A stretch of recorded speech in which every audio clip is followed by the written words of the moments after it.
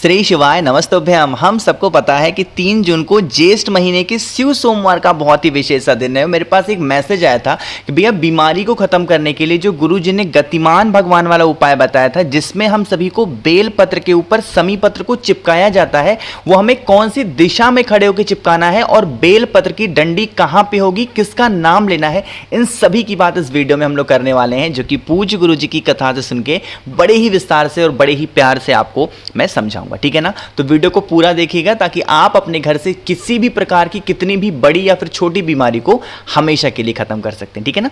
देखो, उसके लिए आपको जरूरत होगी एक बेलपत्र की। बेलपत्र जो लेना ना, थोड़ा सा बड़ा लेना, छोटा कोशिश करना कि ना ही मिले, तो एक ही बेलपत्र लो, लेकिन बड़ा बेलपत्र लेना। ठीक है ना? बड़े बेलपत्र के साथ में आपको जरूरत होगी 2 समी के पत्ते की। किसकी?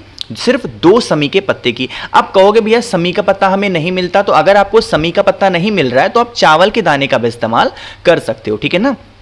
इतना कर लिया। साथ ही साथ आपको जरूरत होगी इस तरीके से लाल चंदन की। सभी के घरों में इजीली लाल चंदन होगा, तो इस लाल चंदन का ना बहुत ही गाढ़ा सा आप पेस्ट बनाना। ठीक है ना? पेस्ट बनाने के बाद में जो मैंने आपको बेलपत्र दिखाई ना, इस बेलपत्र की नीचे की जो दोनों छोटी छोटी पत्तियां आपको दिख रही है ना, इसी पत्तियों पे आपको सबसे पहले बेलपत्र के नीचे ज्यादा मात्रा में लाल चंदन को लगाना। ठीक है ना? और लाल चंदन को लगाने के बाद में जो आपको मैंने समी के पत्तों को दिखाया, इसी के ऊपर चिपका देना है ना। चिपका दिया। अब आपको एक चीज पता होना चाहिए कि हमें किसका नाम लेना है। हमें लेना है गतिमान भगवान का। अब गतिमान भगवान है कौन? जो हमारे बजरंग बली हैं, हनुमान जी हैं, ये उनके छोटे भाई हैं। जब भी किसी घर की जो गति होती है, जब किसी घर की तरक्की रुक जाती है और उनके घर में बीमारी प्रवेश कर जाती है, तो गतिमान भगवान का उपाय करना चाहिए। तो आपको क्या करना है, ऐसे बेलपत्र तैयार कर लिया समी पत्र के साथ में, फिर इसको उठाएंगे और इसको लेकर के एक तांबे के लोटे में जल भी भरेंगे और पहुंच जाएंगे महादेव के शिवलिंग के पास में। तरीका समझिएगा। देखो, जब भी मैं उपाय बताता हूं, आपसे कहता हूं कि हमें बाद में जल चढ़ाना है, लेकिन इस उपाय में आपको क्या करना है, जो जल चढ़ाना है वो सबसे पहले आपको जल ही समर्पित करना। ठीक है ना?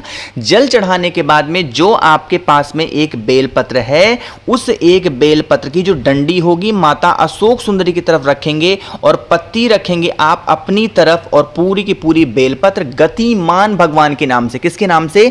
गतिमान भगवान के नाम से चढ़ाएंगे। साथ ही साथ उस व्यक्ति का नाम और गोत्र भी बोलेंगे जो व्यक्ति आपके घर में बरसों से, बहुत ज्यादा दिनों से बीमार पड़ा हुआ है। यकीन मानिए, अगर गतिमान भगवान का नाम से इस उपाय को आपने शिव सोमवार के दिन, वो भी ज्येष्ठ महीने के कर लिया, तो आपके घर से जो बीमारियां होंगी वो हमेशा के लिए खत्म जरूर हो जाएंगी। ठीक है ना? स्पेशल सा उपाय था, तो आप सभी को जरूर करना चाहिए। आगे बढ़ते हैं। सोमवार के दिन करने वाले हम लोग अपने दूसरे उपाय की तरफ, और यह उपाय भी करने के लिए आपको कहीं जाना नहीं है, अपने घर पे ही करना है। सबसे पहले बात करते हैं इस उपाय के बेनिफिट क्या होने वाले हैं।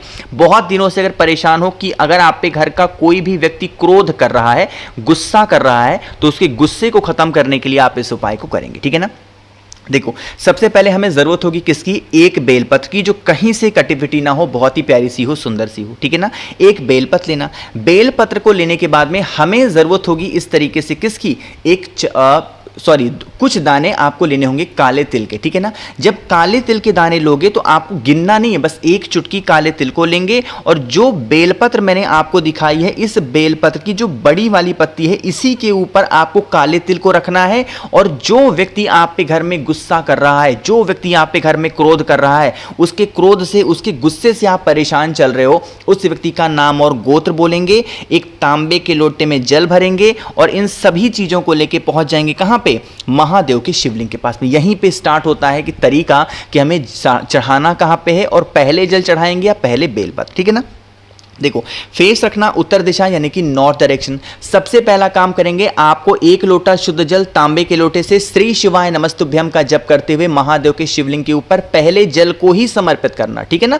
पहले जल चढ़ा दिया। अब जल को चढ़ाने के बाद में जो भी आपके पास में काले तिल के साथ में बेलपत्र है, एक नाम यहां पर मैं लिख रहा हूं। जब भी हम क्रोध को खत्म करने के लिए काले तिल का इस्तेमाल करते हैं, तो श्रम्भेश्वर महादेव का नाम लेते हैं। क्यों? कौन से महादेव? श्रम्भेश्वर महादेव के नाम से उस व्यक्ति का नाम और गोत्र बोल करके उस काले तिल को बेलपत्र के साथ अगर आपने समर्पित कर दिया, जो भी व्यक्ति आप पे घर में क्रोध कर रहा, गुस्सा कर रहा, उसके गुस्से को, उसके क्रोध को आप हमेशा के लिए खत्म जरूर कर सकते हैं। बहुत ही छोटा सा उपाय था, तो आप सबको करना चाहिए। तो 2 उपाय की हमने बात कर ली है। आगे बढ़ते हैं इस वीडियो के हम लोग अपने तीसरे उपाय की तरफ, और ये तीसरा उपाय हमें करना है समी पत्र के साथ में। कैसे करना है और क्या फायदे हैं, उससे पहले जल्दी से करेंगे वीडियो को लाइक। मेरे जितने भी भाई बहन आवाज मेरी पहली बार सुन रहे हैं, जल्दी से चैनल को सब्सक्राइब करिएगा, ठीक है ना। देखो समझने की कोशिश करते हैं। सबसे पहले तो बात करते हैं कि इस उपाय को अगर आप करते हो तो इसके फायदे क्या होने वाले हैं। अगर आपके घर में निगेटिव एनर्जी घुस गई है, अब जब आपके घर में निगेटिव एनर्जी आती है तो आपको पता कैसे चलेगा। आपके घर में अनचाही बातों को लेकर लड़ाइयां हो जाएंगी, घर में पैसे नहीं टिकेंगे, हमेशा घर का हर व्यक्ति क्रोध करेगा, गुस्सा करेगा, घर में लड़ाइयां होंगी। यही एक आप समझ सकते हो कि अगर ऐसा कुछ आपके घर में होता है, इसका मतलब नकारात्मक ऊर्जाएं आपके घर में प्रवेश कर चुकी हैं। उसके लिए आपको जरूरत होगी एक समी के पत्ते की। किसकी? मात्र एक समी के पत्ते की। साथ ही साथ आपको कुछ दाने, यानी कि एक चुटकी आपको लेना होगा हरा मूंग, है ना। हरा मूंग लेंगे। साथ ही साथ आपको एक कमल गट्टा भी लेना है। कहोगे भैया कमल गट्टा क्यों लेना है, ये तो धन संपदा के लिए है। आखिर आपके घर में जब निगेटिव एनर्जी आएगी तो धन की भी तो कमी हो जाएगी, इसीलिए हमें एक कमल गट्टा भी लेना है। इन तीनों चीजों को अपने हाथों में लेंगे और आप उसे लेकर के एक बार पूरे घर में घूम लेना। जितने भी रूम्स हो, जितने भी कमरे हो, अंदर बाहर हर जगहों पे आप उन तीनों चीजों को लेके घूम लेना, है ना। घूमने के बाद में आप उस तीनों चीजों को लेंगे। आपके घर के आसपास में कोई भी हरा भरा पेड़ हो, चाहे पीपल का पेड़ हो, बरगद का पेड़ हो, कोई सा भी पेड़ आपके घर के आसपास में हो, उस पेड़ के नीचे आपको उन तीनों चीजों को पटक करके आना। ऐसे रख करके नहीं आना, पटक करके आना है। जब पटकोगे तो वहां पर आपको 2 नामों में से कोई भी एक नाम लेना है। एक नाम तो है अवधूतेश्वर महादेव। कौन से महादेव? एक नाम है अवधूतेश्वर महादेव और एक नाम है चंपेश्वर महादेव। दोनों में से किसी भी महादेव का नाम लेकर के अगर उन तीनों चीजों को आप पटक करके चले आते हैं तो यकीन मानिए आपके घर में कभी भी नेगेटिव एनर्जी प्रवेश नहीं करेगी, और अगर वो कर चुकी है तो आपके घर से कब बाहर जाएगी आपको पता भी नहीं चलेगा, और आपके घर में सुख शांति समृद्धि का निवास हमेशा बना रहेगा, ठीक है ना। तो यहाँ पे 3 उपाय की हमने बात कर ली है। आगे बढ़ते हैं अब इस वीडियो के हम लोग अपने सबसे छोटे और बहुत ज़रूरी से उपाय की, जो कि आज के टाइम पे हर एक घर की समस्याएं हैं, और वो हैं भैया हमारे घर में धन की कमी है, भैया हमारे घर में कर्ज की समस्या बहुत ज़्यादा बढ़ गई है। तो आप इन दोनों चीज़ों के लिए इस उपाय को कर सकते हैं। उसके लिए हमें सिर्फ और सिर्फ लेना होगा कमल गट्टे। वो कितने कमल गट्टे लोगे? 2 कमल गट्टे हमें लेने होंगे, ठीक है ना। और दोनों कमल गट्टे का इस्तेमाल हमें अलग अलग तरीके से करना है। एक तांबे का लोटा लेंगे, उस तांबे के लोटे में जल भरेंगे और इसके अंदर सिर्फ एक ही कमल गट्टा डालेंगे। एक कमल गट्टा आप अपने पास रखे रहेंगे, है ना। फिर आप इस कलश को उठाना और आपके घर में जहां पे भी पीने के लिए पानी रखा जाता है, मटका हो, परिंदा हो, उसी के पास में आधे घंटे तक 30 मिनट तक उस तांबे के लोटे को जिसके अंदर आपने कमल गट्टे को डाल रखा है उसे रख देंगे, है ना। 30 मिनट के बाद में, आधे घंटे के बाद में, पूरे दिन में कभी भी आप फिर इस कलश को उठाना और उठाने के बाद में महादेव के शिवलिंग के पास आएंगे। जो एक कमल गट्टा आपके पास में अलग से मैंने बताया था, उसे सबसे पहले महादेव के शिवलिंग के ऊपर रख देना, है ना।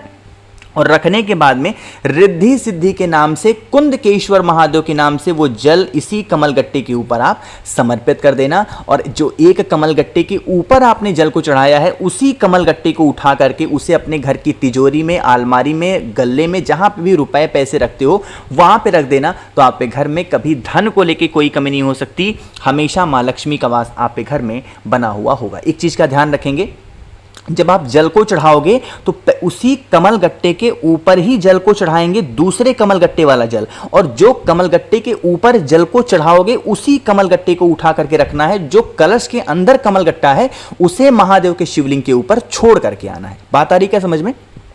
तो यहाँ पे हम सभी लोगों ने कोशिश की है बहुत ही अच्छे, बहुत ही प्यारे से उपाय की, जो कि आप सभी को सोमवार के दिन ज़रूर करने चाहिए। तो अगर वीडियो पसंद आती हो तो लाइक ज़रूर करिएगा। कुछ पूछना है, नहीं समझ में आया, नीचे कमेंट सेक्शन में पूछ सकते हैं। और अगर आपको मुझसे फ़ोन पे बातें करनी है, आपको मुझसे मैसेज पे बातें करनी है, तो आप हमें इंस्टाग्राम या फेसबुक पे फॉलो कर सकते हैं। उसके लिए आपको सर्च करना होगा द नेचुरल प्लैनेट 108। वहाँ पर हम लोग बहुत सारी बातें करेंगे। बाकी मेरे जितने भी भाई बहन आवाज़ मेरी पहली बार सुन रहे हैं, चैनल को ज़रूर सब्सक्राइब करिएगा। श्री शिवाय नमस्तुभ्यम।